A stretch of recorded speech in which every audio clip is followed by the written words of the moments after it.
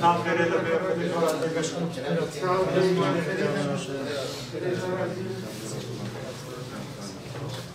Aşırı tam kadro hatırının Keski yabancı için ne değil? Durani tapik zor. Yani taşla tabii bir muhatır onların hastanenin bağlaması demeyi insan dikkatle hastane ve hatta da dikkatle varakat ve bilgiler ve tüm neferi o varakat ihtiyaçları bir şey. Varakat ki ama Avrupa 25.000 euro ortalamasıyla işte hatta 10.000 lira aslında. Biz doğada sizler memleketine. La Amerika'sı 5.000 dolar. Her ilacak, her dersiye ki ortalama 10 milyar kari. Veya hiç hatta anha perenatı. Bana mı diyetilim ben? Şahidi bana bunu. Yani ev hemşire düşüyorum, ev doktoru düşüyorum, ennane derman. Bana diş külfet ettiği şey. Tabii havici yani elhamdülillah çok şükür vakta ekonomiye hakikaten şimdi ne başlıyor?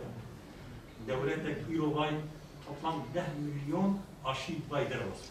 10 milyon doz. Bana diş mükemmel. Bana diş ama bedava millet yok. Sadece mirdin hündüre hatta aralığı ve ser düşün 5 milyon aynı ve nakdi para var.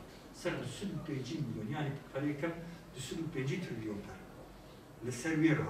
Veya sadece milyar para makama bir vakitini اشغيني وقفايا وقفي وقوة iş adamıya mecğayni bana. Dezenfekte dağıtmış kirin, kolonya dağıtmış kirin, çün mali fakir muhtaç abun yardımı alikari bu ankirin, ışgayni bana.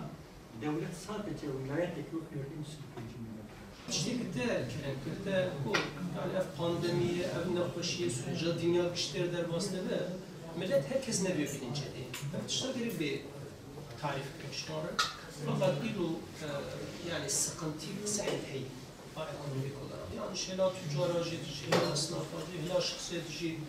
Yani bir amışkış bir kazandı ki tüccar marketi ya da tüccar manav işte beri anane bejimde çar sanat insan ne bakar yani. Herkes bir sıkıntı bir şey. Dvi valide xabat lazım yani şu konular. Özel icabışlar yani bölgame bir hasadı Kızıltepe'de. Az bavar dikim be hazara bancarı tiştana millet şükür götüne özellikle bölgede ilk millet partiya ya da devlet yani bebejin Türkiye gerçi problema elektrik soruna elektrik yani bana da işte tesiri mesel millet hakikaten de bir valide gavden nabe avetin her bir süreci sıkıntılı demlere bastı ben yani mesela devlet keteni fakat evlat tüm millet fankırları hakkı zor başkanı.